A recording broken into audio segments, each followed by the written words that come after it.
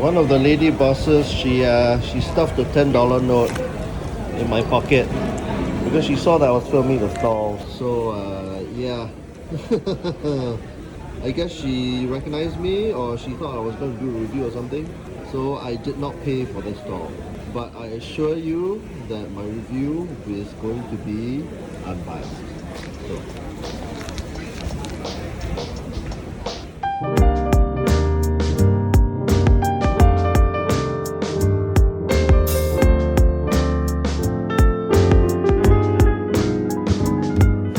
Hi, you're watching Great Speed Eats, and we're here at Block 58, New Upper Changi Road, Market and the Food Centre, to try 58 Minced Meat Mee, which is this one over here.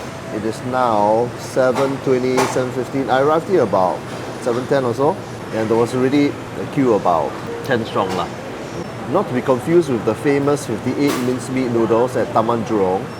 The stall has a huge following for its soupy version of BAK minced meat noodles, which can mainly be found in the east side of Singapore. This stall has been around since the early 1980s, and it is run by the third generation of the founder of soupy bak chor mee in the east of Singapore, Chen Lianfu. And if you pop by even as early as 7 a.m. in the morning, there will already be a long queue. Their version has minced meat and bak kiao, Teochew for pork dumplings, and it harks back to the original rendition of soupy bak chor mee, which was found in the east of Singapore before the year 2000. Around the year 2000, there seemed to be a craze about factory-made pork balls, and many of these stalls started switching over to them. Even Xingji Rou Chou Mian, which originally sold bak kiao, switched over to pork balls in 2000 as well. Xingji Rou Chou Mian is responsible for popularizing soupy bak chor mee in Singapore. I have a backstory about why it did so in a previous vlog, so click here if you want to know more or something like that. Good news is that even though the queues are long, it moves quickly and you can expect a bowl within 15 to 20 minutes, which is still quite long lah, okay? So come let's have a taste.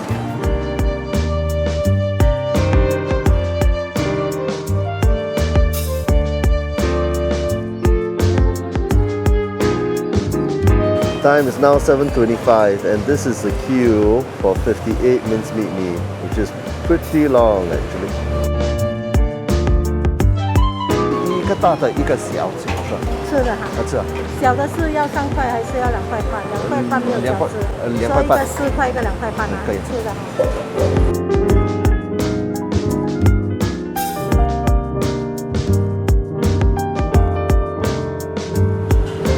So I waited in line, got my order, and that took about 25 minutes, 30 minutes actually, longer than usual. The reason why it's longer than usual is because I was actually caught in the middle of them actually replenishing the stock. So they had to clear out the vat, then they actually put in new stock, and then, well, this is fresh basically. I ordered the $4 version and the $2.50 version. There's $2.50, $3, and $4. So the $2.50 is really the cheapest option you can get, but it has got no pork dumplings inside, which is this one over here.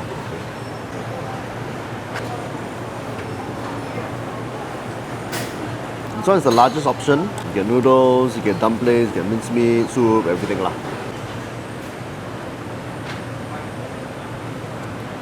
So in every bowl, you get soup, dumplings, minced meat, noodles, then you have some fried pork lard which they put on top, and they put some spring onions.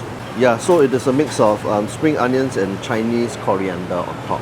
And then you have the option of putting chili if you want to. And you get 1, 2, 3, 4, 5 dumplings. Is there anything more? I don't think so. So let's tuck into one first. So some noodles and soup.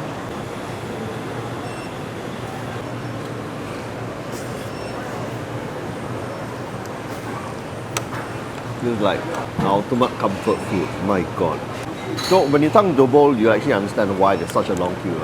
The noodles are a bit on the softer side, but it's fairly springy, and it's got an intensely flavoured soup.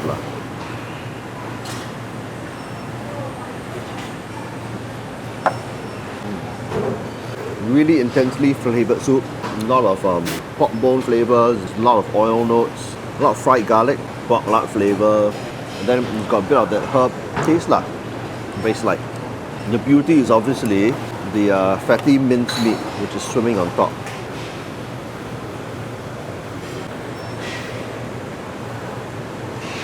A thing of beauty. It's fatty, it's minced, it's very soft, and it's seasoned as well.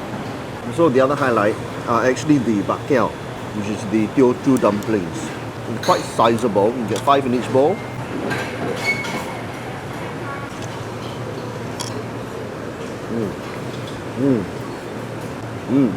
Wow, amazing. Obviously, there's a lot of fatty pork inside, but they season it with a hell of a lot of people inside. Dried soulfish. So there's a lot of pork and there's a lot of dried soulfish flavor inside, but it's also the way they actually wrap it. So if you look at it carefully, right, they don't just put a whole bunch of mincemeat inside and then they just need to wrap it up. It's not. It's actually folded so that it looks like folded mincemeat in a way. And so they put one layer of mincemeat and then they fold it a bit, and then they shape it into a dumpling.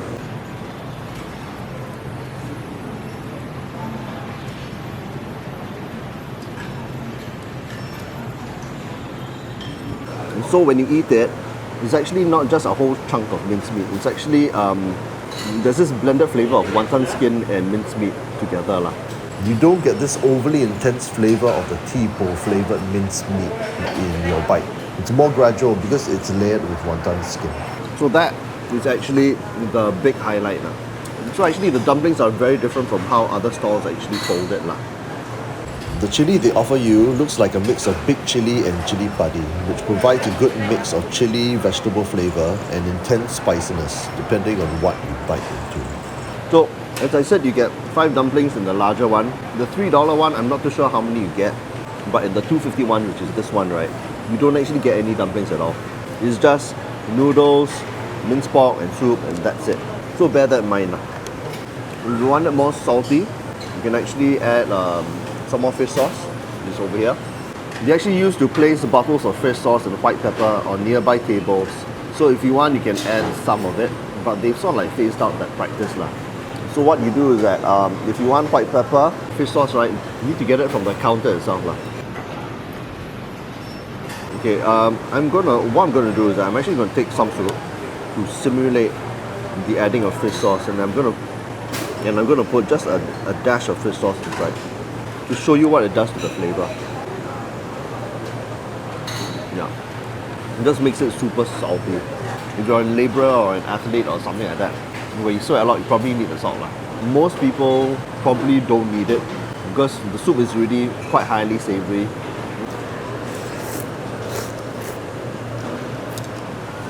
But one thing about this dish is that because the noodles are sitting in hot soup, right, it will constantly cook and cook and cook. So the noodles will get softer and softer because it's actually absorbing the soup as well. So you actually get less soup if you leave it for longer. So every minute you take, taking pictures for Instagram or filming B-roll footage for video or chatting to your friend or something like that, right? The noodles are going to get softer and softer and softer. So you really need to just get the noodles, go to your table and eat it on the spot. Then the noodles will be springy lah. Like now, the noodles have already turned soft, but still flavorful lah to me. Also phased out is the fact that the stall used to serve your order to your table. Now it is self-service. So if you examine the cooking process of how they make these noodles, right, the mincemeat is actually broken up using some sort of liquid lah. So it actually becomes almost like a mincemeat watery paste. That's why the mincemeat is so soft now.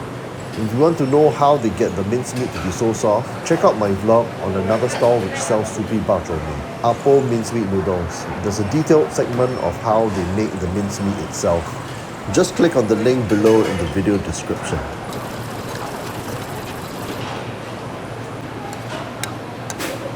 I added the leftover mincemeat into the smaller bowl, so it's like, it looks gloriously good.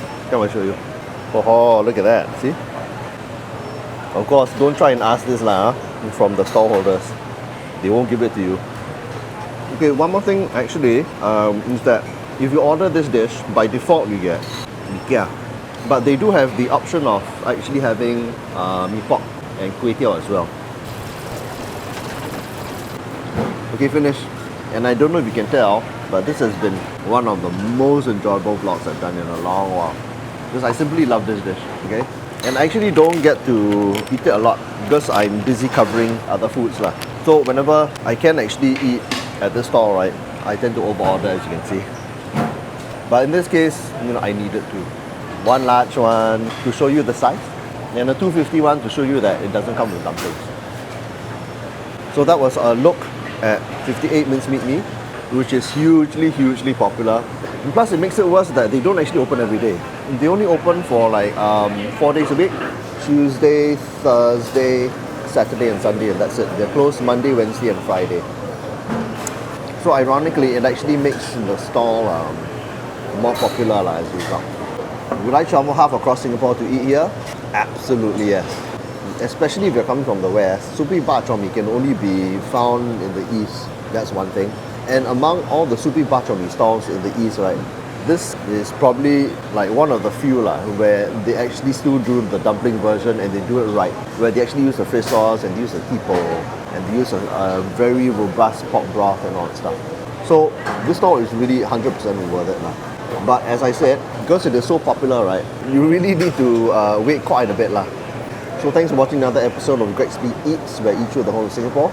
If you like this episode, give a like, subscribe and comment below and turn on the notifications bell. And I'll see you in the next one. Bye bye.